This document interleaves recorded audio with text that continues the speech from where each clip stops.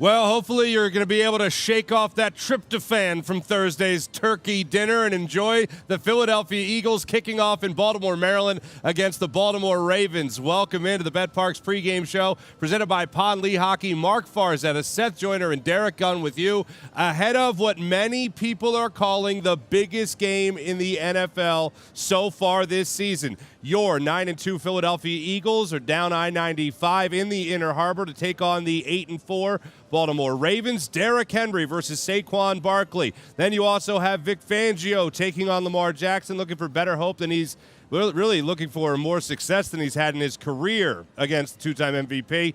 And, of course, you have a Philadelphia Eagles team looking to stay red hot and win their 8th straight game. And with that, we'll bring in the rest of the crew and we'll talk about what could happen in today's ball game. But first and foremost, you saw the news earlier, Derrick Gunn, when it came to Devontae Smith, still dealing with the hamstring injury. It looks like he's not going to be going today. Yeah, he's officially out today, and so is wide receiver Johnny Wilson. Now, in Devontae's case, he went out and tested it in the pregame.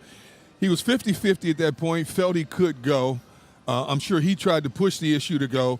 But the Eagles said, you know what, why take a risk in re-aggravating that thing? You know how hamstrings can be. You know, it may feel good, and all of a sudden one stretch, one wrong turn, and he's out for 3 or 4 weeks. Mm-hmm. They need him down the stretch. As much as they like to have him today, it's not the end-all to be-all in this game today. All right, now how much are you going to miss him today, Seth, when it comes to a guy that can be that dynamic of a playmaker? Well, listen, they've managed the last week and a half, 2 weeks without him. So, conventional wisdom would say, hey, they can get by with him.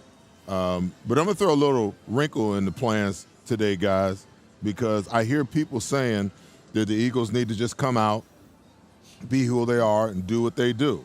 I agree. But I think sometimes, more times than not, you run the football to set up your ability to pass the football.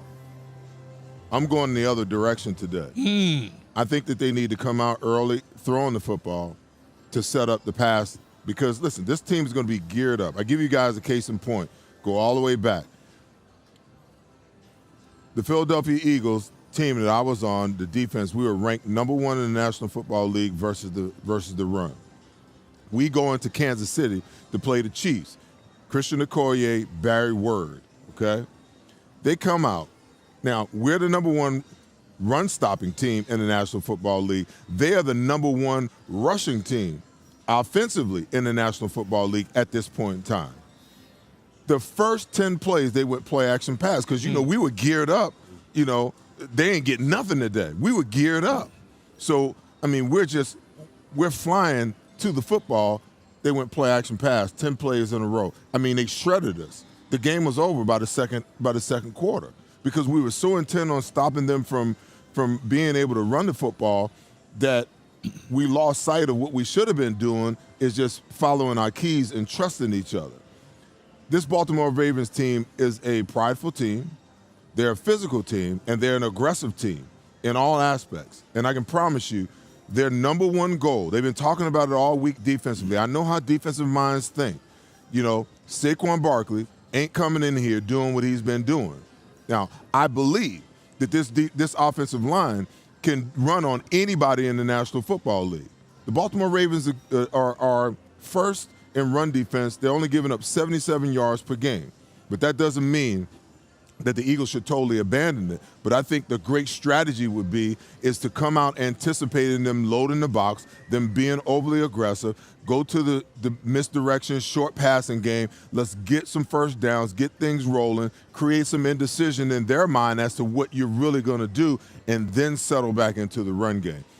From that perspective, I think we're going to miss Devontae Smith today. Okay, now what's interesting about that is because a lot has been made this week about the Eagles. No team in the NFL has thrown fewer passes than the Philadelphia Eagles. Right. You're saying this is the type of game we're going up against one of the worst pass defenses in the NFL where they can look to exploit that weakness.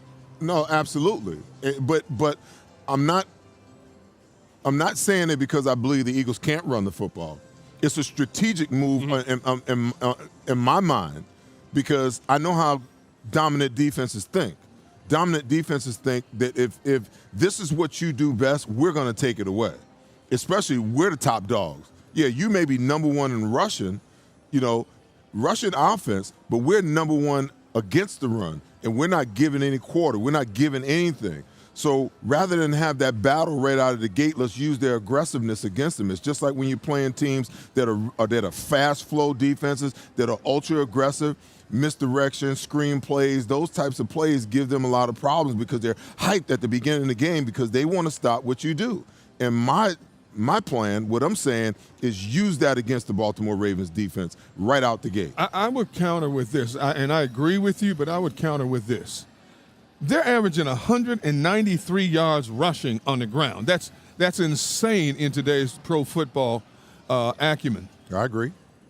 Running the football is the significant reason why this team is sitting at 9-2 right now. I'm coming out and testing the interior. Not you. We have the number one rushing offense. We understand you are the number two rush defense. But let's see if you can stop us if you can. The Eagles have arguably from tackle to tackle the best offensive line in the National Football League. I want to put my guys to the test right away against that defensive interior, and let's see where they stand. Now, there's still plenty of game to go to the play-action pass if needed because the mindset that all week long, all you've talked about, the number one rusher, Saquon Barkley, against the number two rusher, Derrick Henry. So both teams are bowing up to stop the run. You'll have plenty of opportunities for the big game play-action type strikes. I'm gonna test him coming right out of the gate, mano a mano, and let's see who wins the trench warfare right out of the gate. All right, I was going to ask this question later, but I'm going to bump it up now because we've talked before about playing for a head coach. We've talked before about playing for coaches in general. And Seth, you've maintained that you don't play for coaches, you're playing for yourself, right? But do you ever play for a teammate? For example, are you going up knowing these are the two best running backs in the league? Do you think each defense is gearing up to a little extra level this game, knowing they want to make their guy look like the better running back after today's game? Listen, I don't think our defense is gearing up to be able to want to stop Derrick Henry so that Saquon can win the rushing title any more than I believe that the Baltimore Ravens are doing that. The Baltimore Ravens are intent on stopping this rushing attack because they have pride in the fact that they're the number one rush defense in the National Football League. The Philadelphia Eagles are going to do the same because of where they rank and what it means to this win streak that they're on. And listen, I'll go back to what you said. Players play for each other, and they play for themselves, and then the effects of that is beneficial to the head coach. But the game, there's so much going on in the football game that I don't think you may think about those things through the week, and you might think about those things even leading up to a game. But I'm not of the opinion that you go into the game the first snap thinking, that this is what we want to do. Our intent always was stop the run, because if we stop the run, then we make them one-dimensional. If we make them one-dimensional, now we can turn our dogs loose and we can turn our blitz loose and we can now affect them offensively in a way, and we can begin to really pressure the quarterback and make him make mistakes. So that's the mindset. I think every great defense, that's the way that they think. We got to make a team one-dimensional. If they are a running team, we're going to take that away. However, we got to take it away, and then we're going to force that quarterback to have to win the game on his arm. This is the kind of game, trench warfare-wise, you bring in brass knuckles, you bring in billy clubs, you bring in shanks, you bring in grenades, you bring in the whole 9 yards. What? Oh yeah, this is going to be. This is the kind of old school. And that football. was just your Thanksgiving dinner. Oh yeah, this kind of old school football game I've been waiting to see, man. Because most of these defenses now today in today's are finesse defenses. There's very, very few brawler type defenses left in the National Football League. This is where somebody may need to get some knuckle stitches stitched up before this game is all set. This is like Seth Joyner era football right here. Your knuckles are bloody, your elbows bloody. Somebody's walking off the field is going to need some medical attention before this one's all over. Well, I'll say this, because if you look at the top teams, the top four teams in the National Football League right now, arguably they are the Detroit Lions, the Philadelphia Eagles, the Kansas City Chiefs, and the Baltimore Ravens. Okay? Don't leave out Buffalo now. And Buffalo. Yeah. Okay? But Buffalo's a little more finesse. If you look at them defensively and offensively, the one thing that they're not finesse. Mm-hmm. Even from an offensive perspective, we always believe when we play these run and shoot teams, these red guns, K guns, whatever kind of gun they want to run, that if you hit them in the mouth and you punish them, that is something that they don't want to accept. That all the Sean McVay and all the motion and the shifts and all of this stuff, it's all window dressing, because at the end of the day, it's all about physicality. And they're trying to outsmart you in a way where you step away from your physicality because you're confused about what you see and what you're being presented with, and you're not playing in a physical nature, where if you just hit them in the mouth and keep hitting them in the mouth, sooner or later, they're going to fold because they don't like that kind of thing. So when you look at the top 4 teams or 5 teams, they're not wired that way. They're wired to hit you in the mouth every single play. They're wired to beat you into submission offensively, defensively, and special teams wise. And a lot of the head coaches, their mentality is that way, So this is, to your point, D-Gun, this is going to be the brawl of brawls. Yeah. I mean, I would throw the Pittsburgh Steelers in there. In 2 weeks, the Eagles are going to be, at this precipice all over again. But I'm telling you, sometimes just a little shift in your thinking. Now, I'm not saying don't come out and out physical the Baltimore Ravens, because the only thing that a bully understands is a punch in the mouth or a punch in the eye. That's what a bully understands. So I'm not saying come out and give them a consistent dose of, this passing game, showing them that you want to be finesse-oriented. But sometimes you can trip a team up a little bit by doing something just slightly different. And I'm saying early. In the first series, I may come out and throw the ball 6-7 times in a row just to, mess with their head. Because I'm telling you right now, the first time Jalen puts the ball out like that, the linebackers and the safety, they're coming. They're coming because they want to make sure, and it may work the same way on the other side of the ball. Right. Because defensively, our mindset is, listen, we got to get to Derrick. We got to get to Derrick Henry now. We can't let him get to the second level. We can't let him, get his shoulder square. We got to get to him now. So a little bit of play action pass, a little over aggressiveness, tight end behind the linebackers. That's all I'm saying, D-Gun. You know what? I tell you this. There's one thing we should be taking a stat on in this game today. On both sides of the ball defensively, there's going to be a whole lot of business decisions being made today.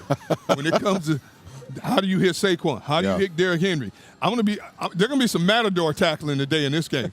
And I'm looking forward. This is going to be like Ali Frazier, Roberto Duran against Marvin Hagler.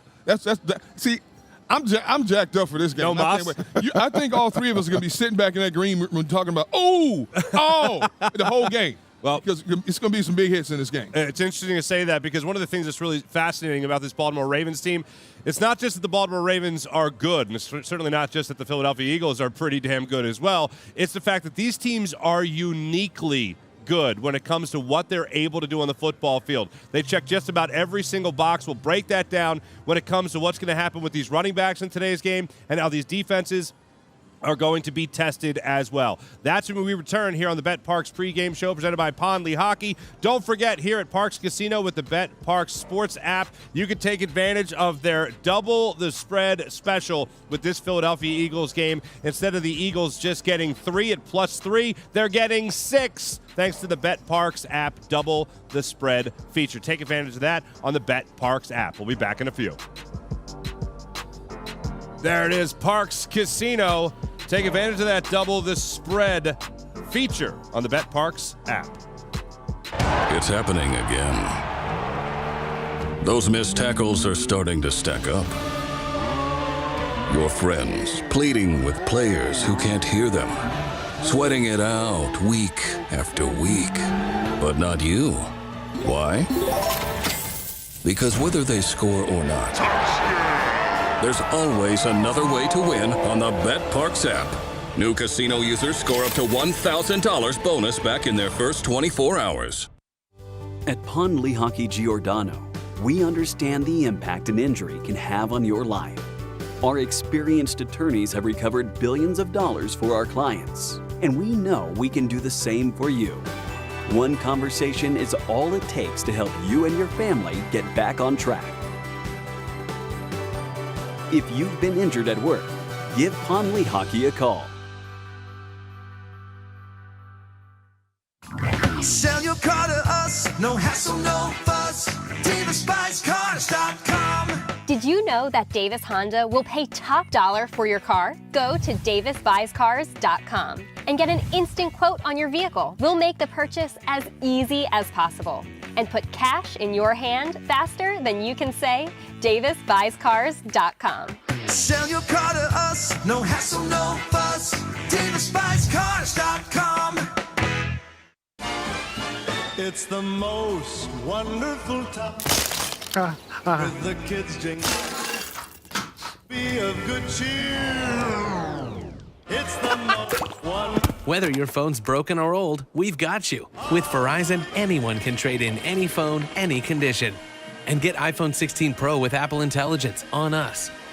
And iPad and Apple Watch Series 10, all three on us. That's up to $2,000 in value, only on Verizon. Hello? This upcoming segment is brought to you by the betPARX Sportsbook at Parx Casino, Pennsylvania's #1 casino. Parx Casino, this is how you win. Welcome back to the betPARX pregame show presented by Pond Lehocky. Marc, Farzetta, Seth Joyner, and Derrick Gunn with you ahead of the Eagles kicking off in Baltimore against the Ravens. But before we go any further, Seth, I know you guys have been working real hard behind the scenes here to provide some great giveaways for our listening and viewing audience. And now we got some tickets on the table, I understand? We got tickets on the table to the Panthers game next week. Make sure you guys are, well, there you go.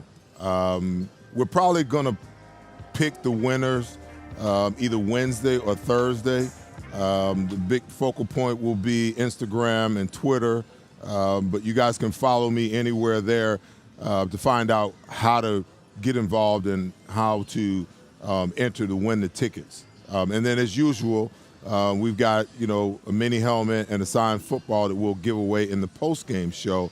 That winner will be pulled directly from the YouTube chat. All right, so make sure you're following Seth Joyner and Seth Joyner Show on all social media platforms for your chance to win those great tickets. Now, gentlemen, as I was saying before the break, we're talking about uniquely good. Not just two very talented football teams, but the way they get the job done is almost unlike anyone else in the NFL. And what I mean by that is, more specifically, Lamar Jackson's ability to buy time behind the line of scrimmage or the ability to run. This year, a new caveat is being added here where you're talking about a guy who is also leading the league in passing yards, something we're not used to. We're always used to talking about him in the run game so much, but the passing game has taken a huge step forward for him this season. Jalen Hurts can also do that when you talk about buying time behind the line of scrimmage, also breaking runs. We're talking about quarterbacks with arms. We're talking about quarterbacks with accuracy, and we're talking about guys that can do a lot when it comes to behind the line of scrimmage. If you're Cooper DeJean and you're Quenyon Mitchell, this might be the game where you got to stay in coverage more so than any other point in the season. How much is that going to be weighing on the minds of not just Vic Fangio, but also those young players? Well, Lamar Jackson, to me, has the best sense of feel where pressure is coming from of any quarterback in the National Football League. And if you look at how his feet move, it only takes him a small amount of yardage to sidestep pressure coming from the left or the right, step up into the pocket. He's the best in the business when it comes to that. And he's leading the National Football League in passing. That's scary right now. The only thing I don't like about his game is that weird throwing motion that he has, but man, he gets the ball. He's got a strong arm. Discipline is going to be the key for the Eagles in the pass rush department, and especially without Brandon Graham helping them there. Now, Brandon is down there. I talked to Brandon earlier today. He's down there with the team. His surgery is coming up on Tuesday. So he's going to be down there giving them pointers on how to try to defend and be disciplined when you attack Lamar Jackson. The man's Houdini. I mean, let's face it. You think you have him, all of a sudden he's gone and he's taking off down the field for 15, 20 yards. When we talk about players in the MVP conversation right now, obviously Saquon is in there. Running back hasn't won it since 2012, but look at what Saquon's doing right now. Lamar Jackson, once again, he's already won the MVP. He is definitely in that conversation. The man's got 27 touchdown passes and only 3 interceptions. He doesn't turn the ball over this year. And that makes him even that much more dangerous. When you have a quarterback that has that dual capability, see, some quarterbacks scramble just to get out of harm's way. This dude scrambles to hurt you. And he can run away from mostly anybody on the defense. So that's an added pressure that's going to be put on this Eagles defense today. Yeah, we talked about the numbers, or you can talk about the numbers when it comes to Vic Fangio in 2 previous meetings against Lamar Jackson, including a perfect game of 158.3 just last December when Fangio, though with a banged-up Miami Dolphins defense, went up against this Baltimore Ravens team and Lamar Jackson. So if you're the young corners, if you're Vic Fangio, what are you doing against Lamar Jackson today, Seth?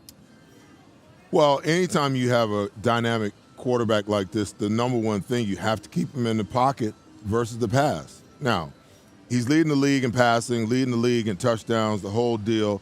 And, so you guys may think I'm crazy, but they've got to make him win from the pocket.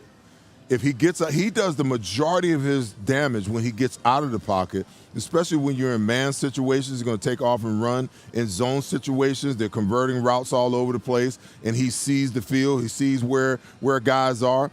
But if you make him operate from the pocket, now you can speed up his clock to have to throw the ball and take away his ability to escape and get out of the pocket. Now, it's a dicey thing because especially when you have rushers like we have, we got, especially opposite Josh Sweat, those guys like to speed rush. And if you get caught up speed rushing this guy, he will hurt you. You almost have to get to 3 yards, 3.5 yards, and stop, and allow to push up the middle to force him to step right or left to you, whether it's outside or underneath. But if you get up the field and the push comes here, he's just going to step in between. And in zone situations, he is trying to prolong the play, to wait for guys to get open. Against man, he's going to take off because the only guy that can see him, is probably the deep safety. So keeping him in the pocket is the most critical thing. It's that difference between, hey, I got to hurry up and get there, and the difference between, but I got to be under control. And it's a hard thing to do. It's an extremely hard thing to do when you tell a pass rusher, get after the quarterback. But at the same time, you're telling them be disciplined in how you do it and what you're going to do. And then there's the situations where you actually bring the extra guy or you spy a guy like Lamar Jackson, and now you're in man coverage. I'm of the opinion that there are many opportunities for Quinyon Mitchell, Isaiah Rodgers, Cooper DeJean to get some interceptions today. Because when Lamar's under pressure, he's going to throw the deep ball. And a lot of times he's throwing the ball up and he's relying on his guys to either make the catch, like last week, the long touchdown to Bates in the left side of the end zone. He just threw that ball up. If the defensive back just turns around, it's an interception going the other way. And he does that a lot. I've been watching him all year long. He will put balls in harm's way, but he relies on his wide receivers to either make a play or turn it to the defender and knock the ball down. So the team who, if these guys can be technically and fundamentally sound and be in phase with these wide receivers, they're fast, but they're not physical. But if they can be in phase when that ball is in the air, now they're going to have an opportunity to make plays on the ball and potentially get 1 or 2 interceptions today. That would be a nice feather in the cap of a guy trying to be the defensive rookie of the year. An interception against Lamar Jackson, that would certainly go a long way. Let's go behind enemy lines further. That's a look right there at Lamar Jackson. There's some other names right there on that roster by the Baltimore Ravens. Derrick, Gunn, I know you're keying on one of them. So let's go ahead and take a look at guys that we're going to be focusing on for behind enemy lines. Who do you got, Derrick Gunn? Yeah, I'll go first. I ain't scared. Well, you got your brass knuckles. Of course not. I'll go first. Yeah, I want to talk about Zay Flowers. When you look at Zay Flowers, he's a legit 4.4, 7th in the league in receiving yards right now with 789, almost 14 yards a catch. But here's the key. Almost half of his yards are after the catch, 389 yards, 9th in the league in that category. The key with him is the defense has to take the proper angle of pursuit when you are trying to track him down. Don't let him turn the corner. The outside containment has to force him back to the field and hope the cavalry can get there to help slow him down. If he gets that angle on you and turns the corner, you're not catching him. You flat out not catching him, okay? Now, he only has 4 touchdown catches this season, but he does a lot of damage. They'd love to send him over the middle on those drag routes and let him wiggle his way up the field and find those seams. That's where he hurts you the most.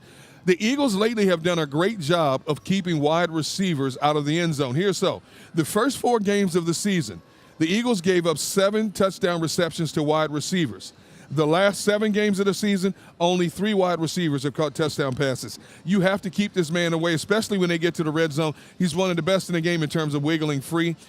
He is dangerous, but the Eagles' young secondary, this is going to be a good test for them. I like this matchup with him and Quinyon Mitchell, Cooper DeJean, whoever they put on him. Let's see who wins that battle. No, that's a phenomenon. This is a good receiving core. We're not going to mention him right now, but we could look at Marc Andrews as well as another big threat. Rashad Bateman. One heck of a receiving core they have there in Baltimore. Lamar Jackson's not doing it on his own when it comes to racking up those passing yards. I'm going to look at the defensive side of things when it comes to the Baltimore Ravens and what they could do against this Philadelphia Eagles offense, especially what they could be doing against Jalen Hurts. That's why when I go behind enemy lines, brought to you by Verizon, I am looking at Marlon Humphrey and what he brings to the table.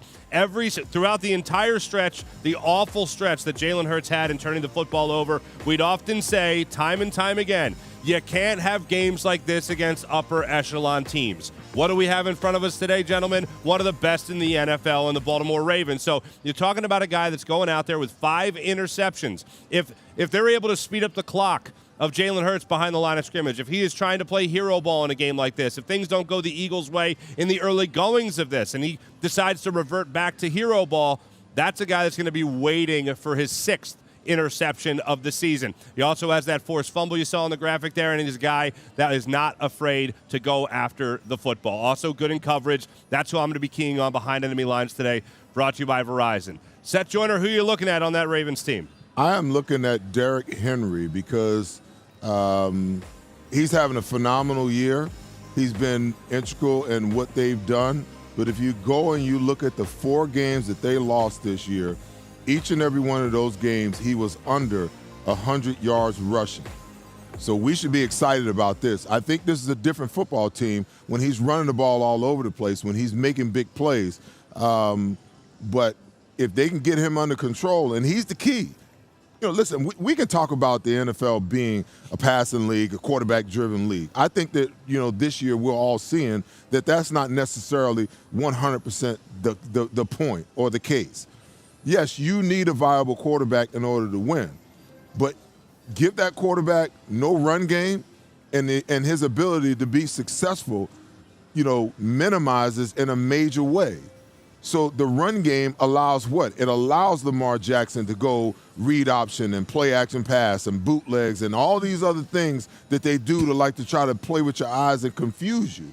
But if you can keep that run game under control, now you throw the complete onus back over on Lamar Jackson and Lamar Jackson only to use his legs and use his arm to try to lead his team to victory. And I'm not saying that he can't do it, but it's a lot less probable that he does it all by himself on his own than if he has Derrick Henry running roughshod through our defense. It's amazing for a man to be 245 pounds, for him to be able to run away from defenders the way he does.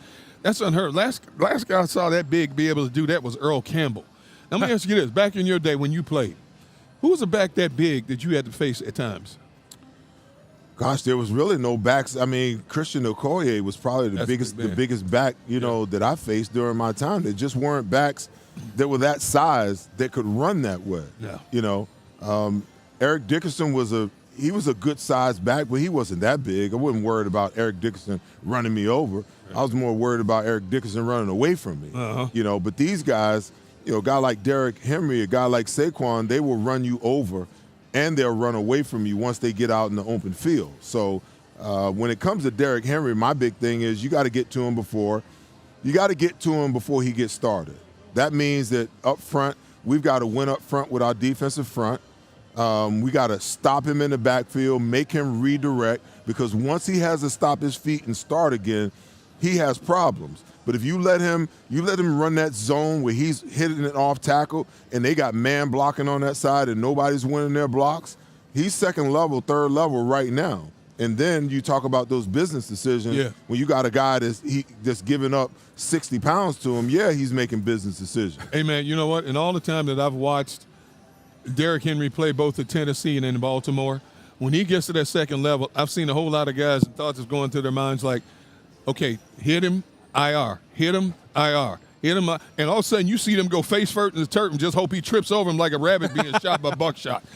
For what it's worth, The last time the Eagles faced Derrick Henry, obviously it wasn't with the Ravens, he was held to just 30 yards on 11 carries. And the Kobe Dean, 6 tackles in that game, by the way. All right. One of them was on Derrick Henry. Okay. So there you go. All right. So clearly they'll do the same thing today. When we come back, by the way, that was Behind Enemy Lines brought to you by Verizon. For every Eagles defensive sack this season, Verizon will donate $100 to the Travis Manion Foundation. When we come back, I alluded to it in the open. Biggest game of the year. Many national pundits are calling this matchup between the Eagles and the Ravens. I'll ask our experts, is it the biggest game of the year for the NFL? That's when we return here on the betPARX pregame show presented by Lehocky.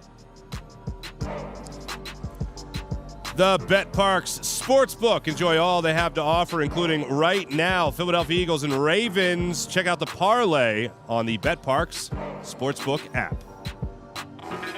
And the next thing I knew, I woke up in a hospital bed. Has a friend ever told you a story about an accident and someone says, you should probably sue them. forget your friend. Call Lehocky Giordano. We're an injury law firm that's recovered billions of dollars for our clients. And with our vast network of attorneys throughout the country, we know we can do the same for you. So if you've been injured in an accident, give Lehocky a call. One conversation is all it takes, and you won't pay a dime until we win. Most people don't know how to get the care they need. The experts at Stay at Home Care can help. Before choosing a caregiver or family member for your care, you need to apply for the Home Care Program. The application process can be complicated. Stay at Home Care can help you navigate through every step. Once approved, your caregiver or family member will receive guaranteed weekly pay, a variety of medical benefits options, paid holidays, paid vacation, and overtime pay. Call Stay at Home Care, here to help every step of the way. This is Parks. This is how you roll. This is how it goes. This is how you pop. This is how you rock. Take a chance, do a dance, little romance. This is how you. This is how you win. This is how you excite. This is how you all night. 360 hit me. Now we're going all in. I can feel it calling. The crowd, the light, the night, the sights, the vibe is right. This is how you. This is Parks, Pennsylvania's #1 casino experience. This is how you win. Since 1893. Weber Display and Packaging has been Pennsylvania's leading manufacturer of corrugated packaging and displays. We're family owned with 4 Philadelphia locations, 2 converting facilities, a warehouse, and a fulfillment center. Designed through delivery, we exceed customer needs. Weber Display and Packaging, our core values drive everything we do. Come join our team. Gentlemen, are you ready for a wardrobe update? Introducing Divine Nine's Custom Menswear, your clothier for truly unique, custom-made threads. With Divine Nine, you can design your own one-of-a-kind suit, jacket, slacks, shirts, golf pants, and shorts, perfectly handcrafted by our skilled artisans who will bring your vision to life. Prepare to stand out from the crowd with Divine Nine's Custom Clothier, official clothier of Seth Joyner. Custom clothing made for you. This upcoming segment is brought to you by Lehocky. Welcome back to the betPARX pregame show presented by Lehocky from Parx Casino, just 20 minutes north of Center City, Philadelphia. Getting ready for the show today, gentlemen, and getting ready for kickoff on Sunday. I hear the national pundits talking. Randy Moss actually leading the charge on ESPN earlier today, talking about how this is not just the biggest game of the Eagles season, not just the biggest game of the Ravens season, but the biggest game on the NFL schedule to date this year. What immediately jumped to mind was Chiefs-Bills, and Bills handling their business in that one. Mm-hmm. But this has 2 of the best running backs in the NFL, 2 guys that are going after a rushing record. Saquon Barkley more on pace for that right now, being the leader in rushing yards this season in the NFL. But I'll ask you this question to get back to it. Is this the biggest game to date on the NFL schedule? Listen, I'm shocked, but I'm glad that they didn't flex this to primetime. This should be a primetime game. It most certainly is. The star power that you have in this game, I get it. Mahomes, Allen, but come on. You got Lamar Jackson, 2-time MVP. You got Jalen Hurts, quarterback of the Philadelphia Eagles, and 2 of the front runners, two running backs, that are doing what's rarely been done in the National Football League. So you got the #1 offense, the #1 defense.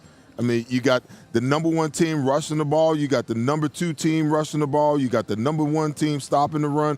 The storylines just go on and on and on. There's no reason to believe that there's any other game significantly more important than this one. Even if you go back and you look at the Buffalo-Kansas City game, I think this game is the game that everybody's going to be clued in to watch. I'm with you there. The top storyline for me is the fact that the 2 running backs are both on pace to possibly break Adrian Peterson's all-time single-season rushing record. Right now, Saquon is way ahead of that schedule, and Derrick Henry is not that far behind. Dickerson, I think. Yeah. I'm sorry, Dickerson. Yeah, it was Dickerson. AP almost beat it, yeah. Yeah, single-season rushing record. And I think that's phenomenal when you consider how the running game had been abandoned for years, and all of a sudden it has revitalized itself in the National Football League. You look across the board; these 2 are the top 2 rushers. But you look across the board at the top teams in the NFL; they're all running the football more effectively now. So that's what I'm looking forward to seeing both of these guys. 2 different styles of runners, but 2 very effective styles of runners in the National Football League. But Seth is right. It's like a daytime soap opera. It's like Days of Our Lives, All My Children, The Young and the Restless, all rolled into one. The storylines from the quarterbacks to the offensive line play. You know, Baltimore's offensive line doesn't get a lot of credit. They have 3 new starters on their offensive line from what they had a year ago, and they're being very effective in terms of what they're doing, i.e., the reason why the offense has had a lot of success this season, both in the running and the passing game. Wide receivers, now, obviously, Devontae Smith out hurts them a little bit, but both teams have really good tight ends. Both teams have really good receivers. Baltimore has a lot of speed at the wide receiver end, Rashawn Bateman, and, of course, Zay Flowers, as we just featured, in behind enemy lines. I think where the Eagles have the edge is overall defense in this game today. That could be the deciding point and the determining factor in this game. But in terms of just marquee talent across the board, matchups individually, collectively, this is the game of the year so far. Yeah, and hey, look, no offense to anyone that ever played defense in the NFL. But people love to talk about the electricity on offense. And when you talk about running backs, and you want to talk about Josh Allen, you want to talk about Patrick Mahomes. If you can go beyond the quarterbacks in the NFL, and you could talk even about running backs, and you're going to shift into Derrick Henry versus Saquon Barkley, as well as Jalen Hurts, who has been an MVP caliber player in his career, going up against a 2-time MVP quarterback in Lamar Jackson, and also a guy putting up the numbers that he's been able to put up so far this season. Nothing tops that. And also, yes, factor in the idea that these defense can also get after the quarterback. We're talking about 2 of the best teams in the NFL when it comes to getting after the quarterback, both top 10 defenses in that regard. So you put all that together, and man, plus the way these teams have been playing as of late, I think it's no question. Best game of the season to this point. Hopefully the Eagles can keep that carrying on. When it comes to the Eagles' success, though, gentlemen, over the last 7 games, and how they've been able to put this winning streak together, it has been less of the throwing game and more of the running game, less of the passing and more of the ground attack. What does that say about Jalen Hurts for 2 things? 1, just his ability as a quarterback, and 2, what does it say about Jalen Hurts in his egoless pursuit of being a great leader? The bottom line is all about winning, you know. I don't think he cares 1 iota. He's only putting up an average of 21, 22 passes a game over the last 7 games. The bottom line is they're getting the W results. That's what they want to do.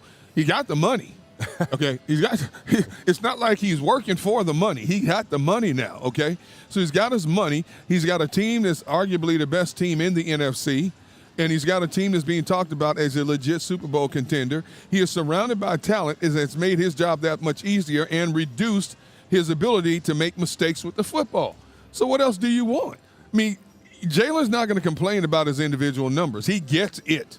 You know, as long as this team is winning and they're producing and they're at the top of their division and not near the middle or the bottom, that's the bottom line. That's all he cares about. Is this all we can ask for a quarterback then? Well, listen, I mean, you got to realize the unique leader that you have. And it's not just Jalen. I mean, I don't know if you guys heard A.J. Brown's dissertation on not getting as many balls this year. They realize that what they have between the offensive line and Saquon is a special thing. And really, at the end of the day, if it's really about you getting to the Super Bowl and being able to get the championship, walk away with the Lombardi Trophy, and then come back in the spring and get a ring put on your finger, do you really care how you win? Do you care who gets the glory when you become Super Bowl champions? You just don't. Because if that's the goal, that's the goal. people always talk about, well, what the hell is he talking about? Let's keep the main thing the main thing. The main thing for Jalen Hurts is winning football games. Simple. Whether he got to go out and throw for 300 yards or whether, he throws for, 75 yards and they rush for 300 yards, he doesn't give a damn because the only thing he cares about is winning. The only thing that A.J. Brown cares about is winning. You talked about Jalen having the bag. Well, A.J. just got another bag this summer. So you think that they really care? They're not playing for the money. They're playing to be champions. And when you got a group of guys like that, it's a unique thing. And you're in a good position because I always say that there's 3 different types of football players. There's a guy that plays for notoriety, there's a guy that plays for the money, and there's a guy that plays to be the best, because he understands that if he's a champion and he's one of the best, that all those residual things come to him anyway. So the guy that plays for notoriety, he wants to go everywhere and everybody to know that, I'm so-and-so and I play with the Eagles, okay? He's not going to do the requisite work. He's not going to put in the time, the effort. He's not going to be selfless enough for the team to be successful. The guy that only plays for the money when he gets the bag, he doesn't realize that you got to continue to play at this level or they're going to come to you, hey, we need you to take a pay cut. Hey, we need to, we need to release you. Okay, but the guy who plays to be the champion, if I could get 53 of those guys, I could win a handful of Super Bowls. You understand what I'm saying? Because those guys don't care who get the glory. They understand if we have success, a certain percentage of the players on the roster are going to make money, okay? Because teams want players, when they become free agents, who knows what it is to be champions. They can bring that championship DNA to their organization, okay? That's just the truth of it all. I mean, I couldn't spit it out there any differently. And if this team, it seems to me that their mindset is where it needs to be, that they're playing to be champions, they're playing to be great, guess what? They're going to be great. And at some point in time, whether it's this year or the years to come, they're going to be champions again. Here's what I absolutely love about this team in general, and it goes back also to the point you were alluding to when it came to A.J. Brown at his locker this week. Watching Jalen Hurts watch Saquon Barkley run for 72 yards and a touchdown against the Rams while he's smiling and he's laughing and he's just enjoying the moment, and hearing him talk about what special moments Saquon Barkley's able to bring to the table for the Eagles, that in itself is special because you're not glory hunting, you're not glomming, you're not looking for that extra credit. And then to listen to A.J. Brown talk about what Saquon brings to the table and how if he doesn't get as many looks as he had before, so be it. Then you also hear Devontae Smith talking about Saquon Barkley, and if you heard what he said if you got Superman in the backfield, you give Superman the ball, and you let him handle that business for the offense. And if that's what's working for the Eagles, if that's what's been working for the Eagles over the last 7 games, then you continue to feed him. You continue to give Superman the football, and he'll take you to that next level. Can I tell you how unique of a situation that is? Because you got to understand all the dynamics that's going on a team. You got guys that are trying to solidify positions. You got guys that are trying to solidify, contracts after the season is over. You got coaches that are trying to hold on for dear life. There's a lot of dynamics around that. I've been on teams before where guys got pissed off because they didn't get the ball and they're in their contract year. And they need the stats to be able to go in and say, hey, this is what I produced, so this is what I'm worth. I've seen guys that another guy has success and he's pissed off about it because he's not the one having success, not understanding that it's 16 games in a season, and guess what? It's all going to balance out as things shake out. To be able to have a roster and a team full of players with this type of mentality, it is rare. I'm telling you how rare it is because I've seen the other side of that. It's ugly. It's not a good thing. And it's bad for the locker room when you got players like that on your roster. Do you know how much of a joy it is for this offensive line to run the football as much as they're running the football and just bury people? This is what offensive linemen want to do. Most of them don't want to pass block. They want to basically maul a man across from them and put them in the dirt. And look at what they've been doing most of the season with their running attack.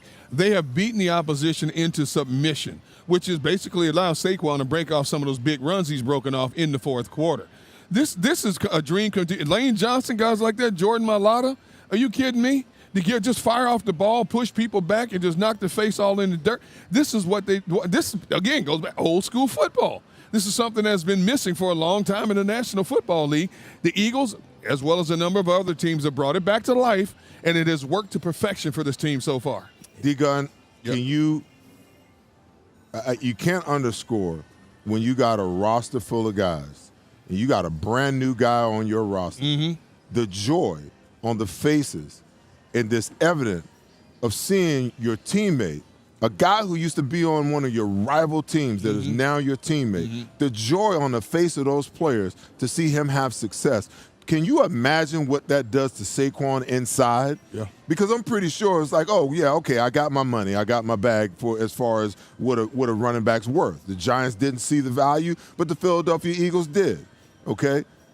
But for him to come here in short order, for him to receive the type of love that he receives, and for these players to look at him in the light in which they see him, okay, you gotta know that energizes him as well, because he not only does he want to make the Giants regret what they did, but he wants the Eagles to know, he wants to show the Eagles his appreciation for their belief in him to probably way above market value pay him what they're paying him as far as running backs. I'm not saying that's what he's worth. I'm saying what the market was bearing for running backs, okay?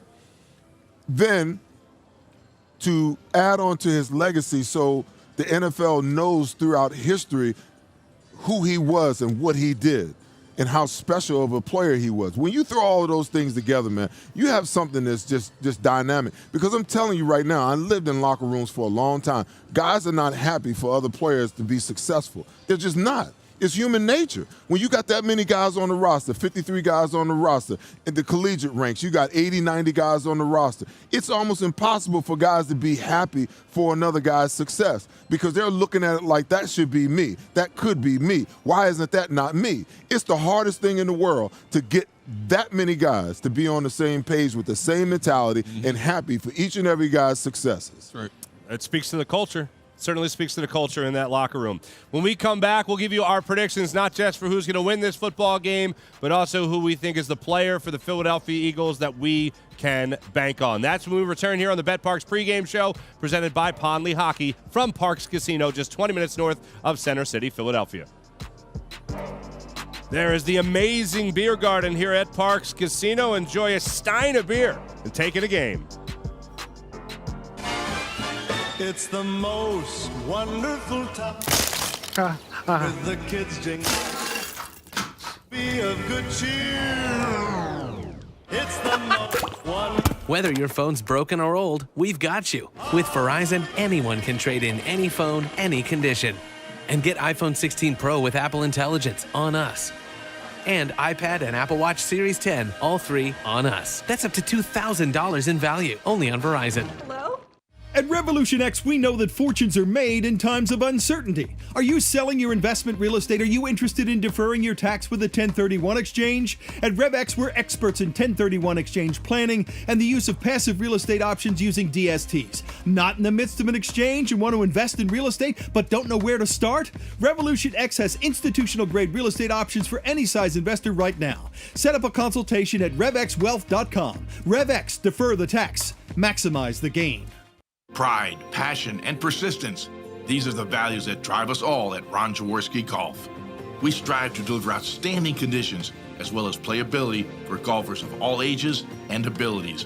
Our championship golf courses offer a variety of challenges from a link-style walk along the river to an escape into the pines and everything in between. My team at Ron Jaworski Golf is committed to delivering memorable experiences every single day. See all we do at ronjaworskigolf.com.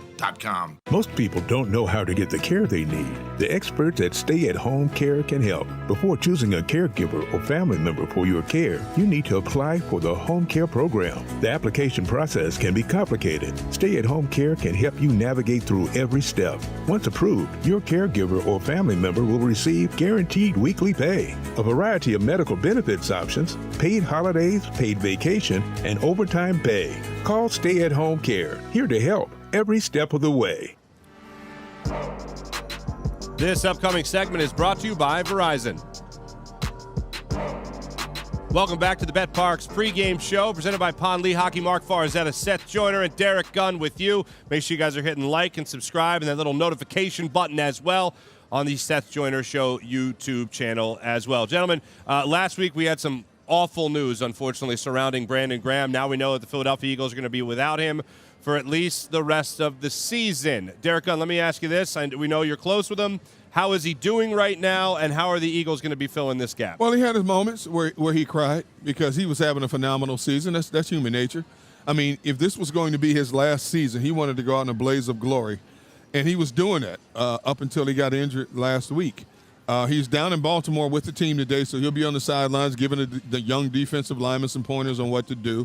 His surgery is scheduled for Tuesday, and then the rehab process begins. So if you know anything about Brandon Graham, he's always positive. He got through the emotional element of it, the fact that his season is over prematurely. And now for him, it's on to what's next, whatever the case may be. First and foremost, rehab, and then the contemplation of, do I have enough left in me to come back in 2025 if the Eagles want me at the age of 37? And the answer to that, you think? Yes. Right now, 50-50. Yes. Right now, 50-50. If I know BG coming back for another year, he ain't going out on no triceps injury. I don't know. I don't know, man. I don't know. He's got young kids now. You know, kids are growing up. I don't disagree with you, Seth. If I was a betting man, I'd put my money leaning towards him coming back. But BG is something else, man. He'll tell you one thing one day and flip the script the next day. You can't get a gauge on what exactly he's thinking day to day. All right. Who's stepping up for him? Who's filling that I hate to say replace, but I'll give you these names. Nolan Smith, Teron Jackson, Josh Sweat, if you want to put him in there. I could expect him to stay at the same level and maybe somebody else step up. Charles Harris, who they just brought in out of Carolina, who, by the way, had 3 sacks and was playing 66% of the snaps for them, and all of a sudden, gone. Yeah. Who steps up? Right off the top of my head, I would have to say it would be Josh Sweat. But the thing I don't like about Josh is he's very inconsistent when it comes to containing the edge. And when he does pass rush, he over-pursues a lot of times. Those are 2 things that you cannot do against this Baltimore team because Derrick Henry's going to go to his side. He's going to go to the outside at some point. And even if he's not there to turn him back to the inside, that means the second-level guy's got to go head-to-head with Derrick Henry. If he over-pursues, as Seth so eloquently stated, what happens when you over-pursue a Lamar Jackson. If he over-pursues Lamar, which is Josh Sweat's capable of doing, we've seen him do it against lesser quarterbacks this season, that means he's going to give Lamar and Allie to take off and run up the field. But in terms of getting to the quarterback with the most possibility of the most consistent pressure, I would have to say Josh Sweat. Josh Sweat, who do you got? Oh, let me throw in one more name, too, Jalix Hunt. Yeah. I think this is an opportunity for Nolan Smith to step to the forefront. He's been getting better week by week, and I just think that he has to be the difference maker. There's just no doubt about it. His numbers are going to go up substantially because of the loss of BG. He's the most logical guy that you can think of because he's been in the mix all year long. He kind of supplanted Bryce Huff after a while, and I just feel like he's at that place where he can make the difference. We're all heartbroken for BG, but I always say, one man's misery is another man's opportunity, and that's what a guy like Nolan Smith has at his disposal right now is the opportunity to step up and show Vic Fangio and this Eagles team, the player that they drafted, that he can be that guy, that he can turn into that guy that they need him to be. I did not have Nolan Smith in my immediate plans for this Eagles team this year. He was not on my expectation list for a guy that was going to come out and have anything close to a breakout year. But then this week we're listening to Lane Johnson address the media at his locker, and he's talking about how Nolan Smith has gotten faster, he's gotten stronger, he's put on some weight, and he certainly looks healthy after dealing with some shoulder injuries during his rookie season. And he said, but if you're looking for someone, this is what I found really interesting, if you're looking for someone to make some electric plays, he did not offer the name Nolan Smith. He offered the name Jalix Hunt. If the Eagles can get a combination of players stepping up to fill the void left behind just by the production of Brandon Graham, they're going to be in a very good place. And I do love the idea of him being down there because he did say, you're not going to not hear me. I'll still be talking. You're lucky I'm not playing. That's what I'm going to be yelling when he's on the sideline. But he was going to be yelling when he's on the sidelines there.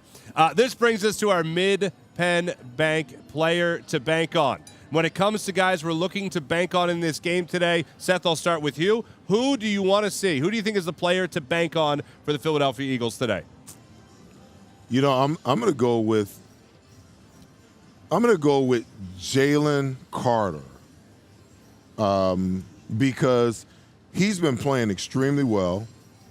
I think that the right guard, Macari, who he's going to be lined up against, has something like 22 holding calls or 22 penalties against him this year. And even though he's going to see some double teams, especially, you know, when they go two tight ends, I just feel like he's going to dominate that position. And if he can dominate that position and get in the backfield, only give, you know, in the run plays, give the running back one way to go, to put pressure on Lamar up the middle so that he has nowhere to step up and through to, but he has to go outside, that he could be a game wrecker. And I feel like, you know, our front, this is a game of fronts. Obviously the two offensive fronts, but the two defensive fronts are going to play a prominent role as well, because if our front can dominate their front, then we're going to run the ball well, and vice versa. And it's really going to come down to which unit can be the most dominant, you know, across the board. And I think that whoever can win and dominate the trenches is going to be the team that wins this football game. You got Jalen Carter. Derrick Gunn, who do you got? Baltimore has the 31st ranked pass defense in the National Football League. Without Devonta Smith, when it comes to the passing game, I think it's going to be A.J. Brown.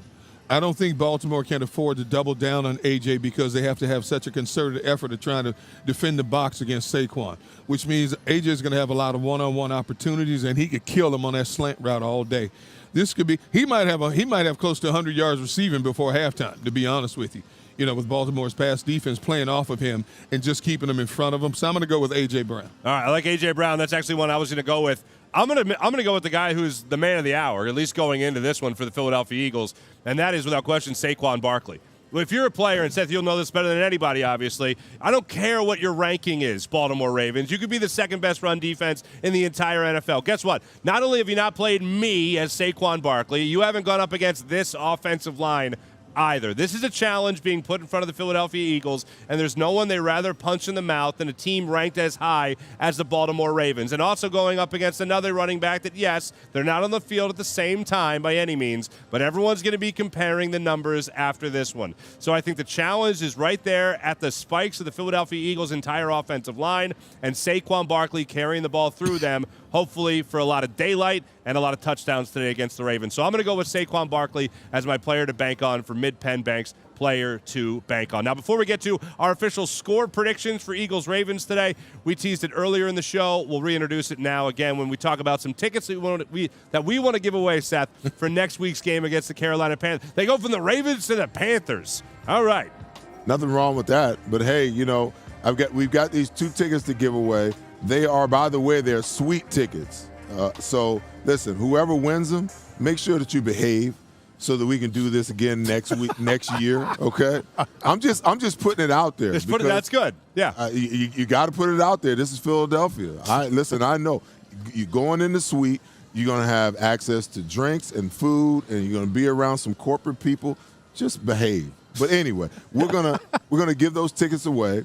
We're promoting them today. We're going to promote them in the post game, but we're also, you know, going to be promoting them throughout the week, and we'll probably pick the winner of those tickets either Wednesday or Thursday via from either from Twitter or from Instagram.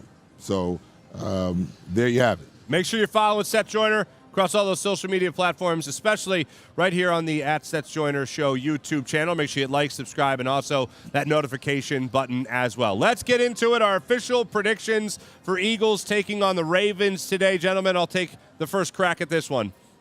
I would love to say that defense is going to be the star of the show today. Got two good defenses. We all know the Ravens have shortcomings in that passing game, as Gunner alluded to earlier. But for this one, I think both teams are getting into the 30s today. And I got Jake Elliott winning this game for the Philadelphia Eagles by a score of 34-31. The good birds over the bad birds. Gunner, who you got? What you got? Oh, man, let's go back and forth.